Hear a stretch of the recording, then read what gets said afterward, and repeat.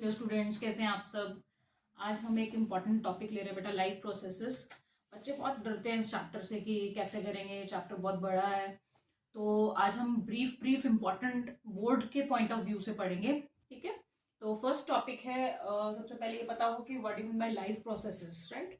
So life processes are the processes which are maintain which are required to maintain the life, right. So processes which are required to maintain life, ऐसे processes जो हमें life maintain करने के लिए चाहिए, जो हमें living और नॉन लिविंग के बीच में फर्क बता सकते हैं। ऐसे प्रोसेसेस जिससे हमें ये पता चलता है कि ये लिविंग ऑर्गेनिज्म है और ये नॉन लिविंग ऑर्गेनिज्म है। ठीक है। तो वो प्रोसेसेस हमारी क्या कंट्रीब्यूट कर रहे हैं, life, right.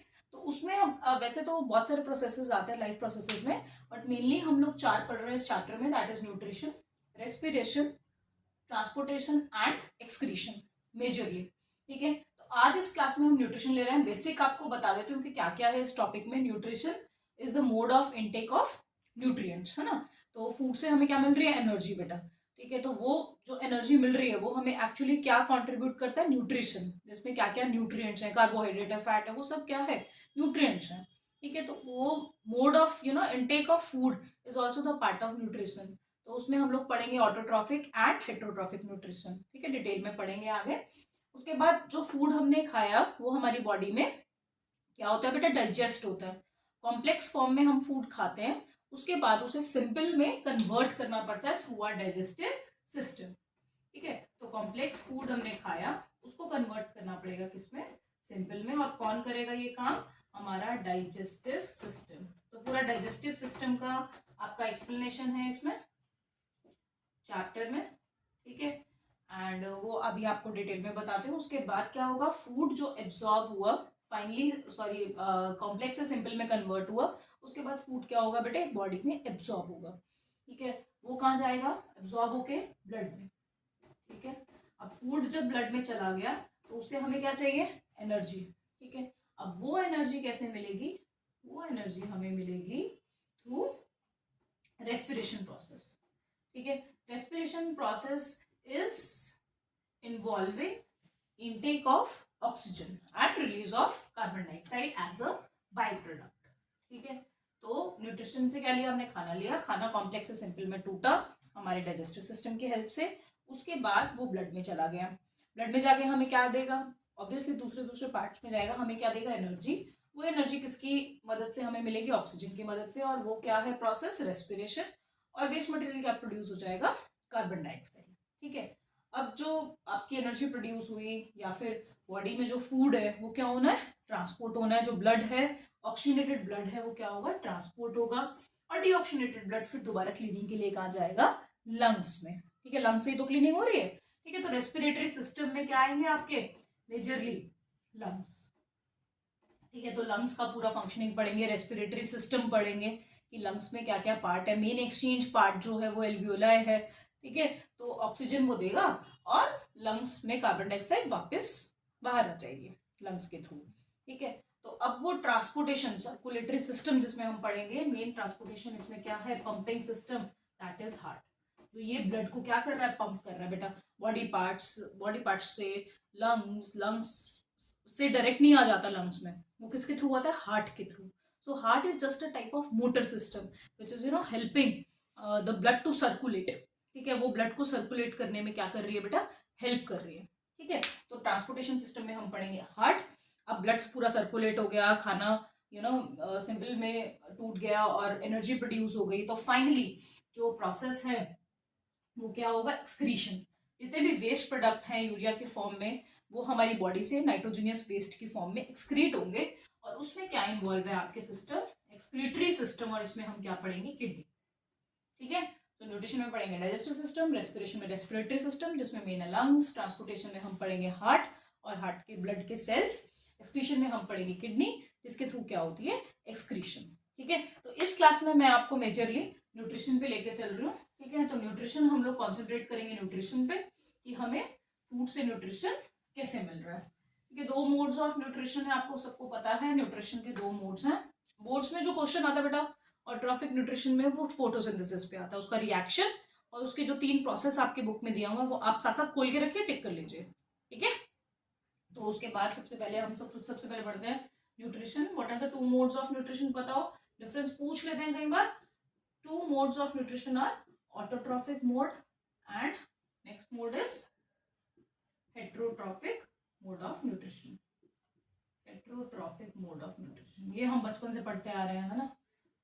what do you mean by autotrophic nutrition, in which includes plants, right?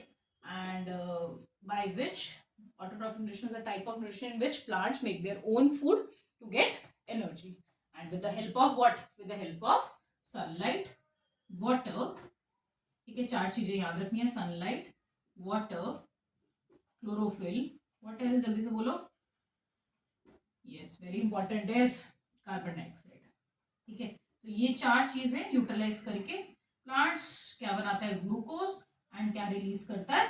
Oxygen. क्या रिलीज करता है? ऑक्सीजन, ठीक है। तो इसमें रिएक्शन भी पड़ता है।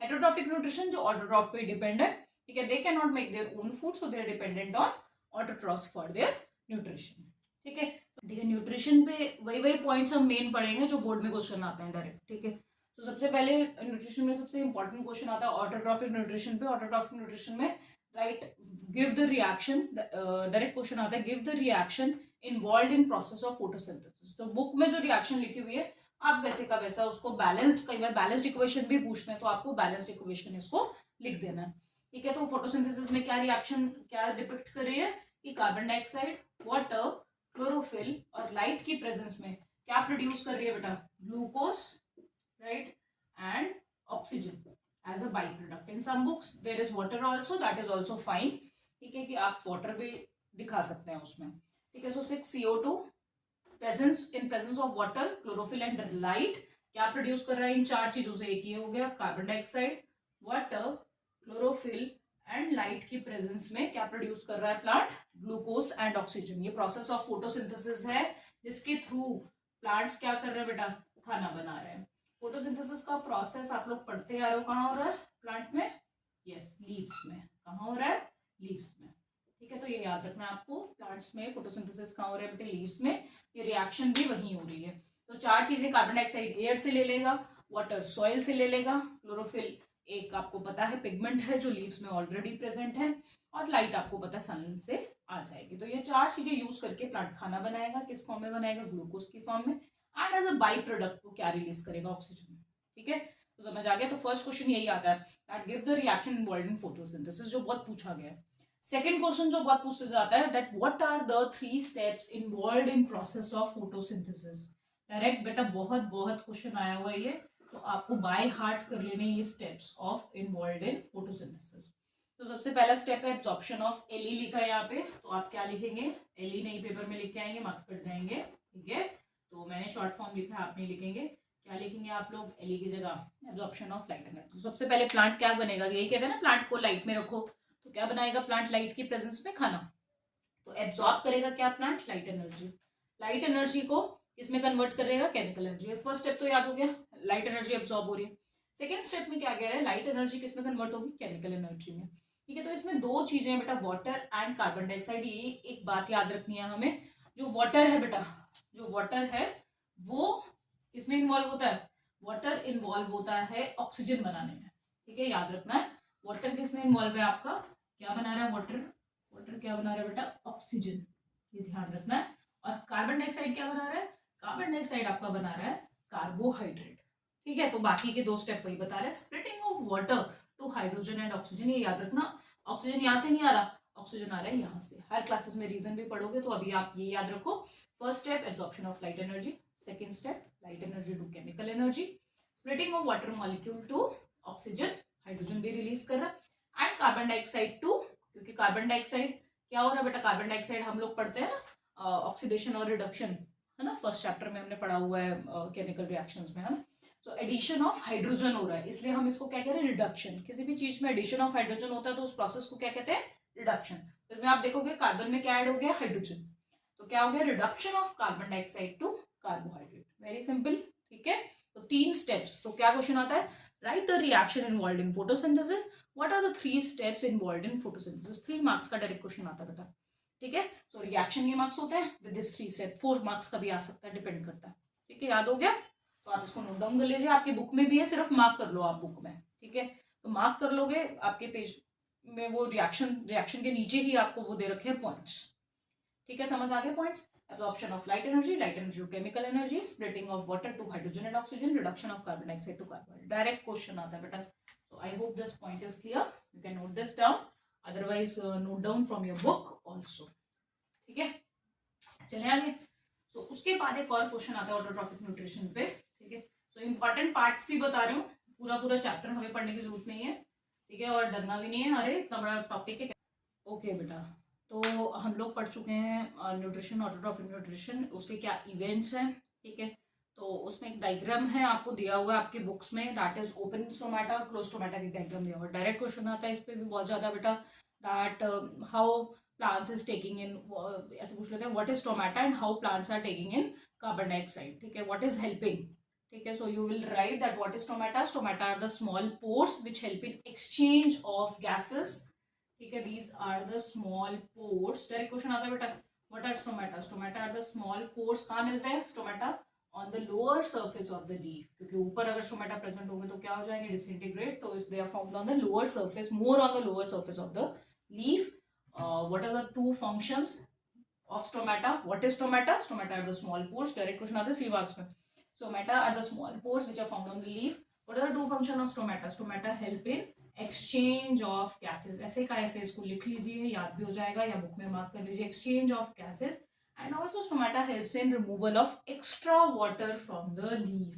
तो जो रिमूव करता है एक्स्ट्रा वाटर, उस प्रोसेस को क्या कहते हैं? अमन जल्दी से, लिखने से पहले जल्दी बताइए. Yes, transpiration. So extra water removal को हम क्या बोलते हैं बेटा? Transpiration. And it is also helping in exchange of gases. तो ये हमें दोनों फंक्शंस याद रखने हैं, ठीक से, अच्छे से हमारे दिमाग में बैठ जाने चाहिए. Plant is absorbing too much water, soil से तो बहुत सारा पानी एब्जॉर्ब कर रहा है, बट यूज कितना कर रहा है? सिर्फ 1% वाटर वो यूज कर रहा है, बाकी परसेंटेज ऑफ वाटर क्या हो रहा है? ट्रांसपिरेशन हो रहा है, ठीक है. क्या हो रहा है? पानी उड़ रहा है ना. तो वो ट्रांसपिरेशन का प्रोसेस और एक्सचेंज ऑफ गैसेस, ऑक्सीजन को छोड़ना, कार्बन डाइऑक्साइड को लेना, वो किसके थ्रू हो रहा है? स्टोमेटा के थ्रू, ठीक है. समझ आ गई?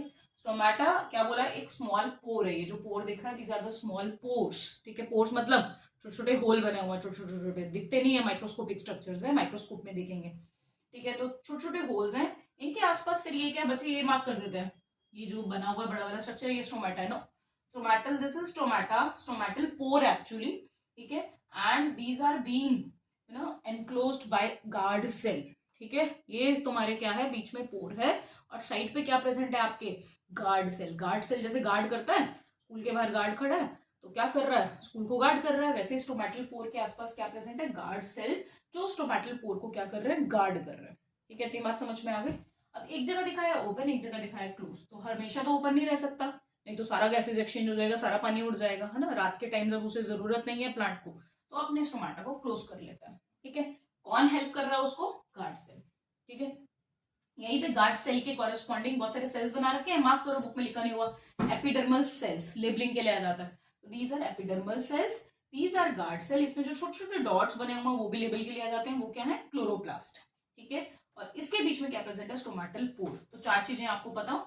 वन इज एपिडर्मल सेल जो आसपास प्रेजेंट है, second is guard cell, third is chloroplast, and these small structures, pores which are found in between the guard cell is the fourth is stomatal pore. क्या है बेटा? ये stomatal pore. Book में ही लिख लो तो याद रहेगा बेटा, नहीं तो भूल जाओगे, ठीक है. सो बुक में लेबलिंग के लिए क्वेश्चन आ जाता है, लेबल ABCD करके दे देंगे और पूछेंगे लेबल करो, ठीक है.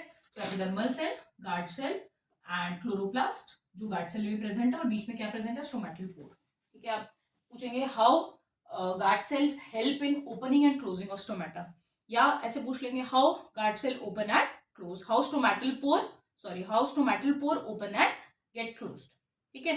तो आप क्या लिखोगे? सबसे फर्स्ट पॉइंट जो आपने लिखना है, that stomata is guarded by, stomata is enclosed by guard cell which help in its opening and closing. अब वो कैसे होता है? तो पहला तरीका क्या है? ओपन वाला हम पढ़ रहे हैं. ओपन होने के लिए क्या चाहिए?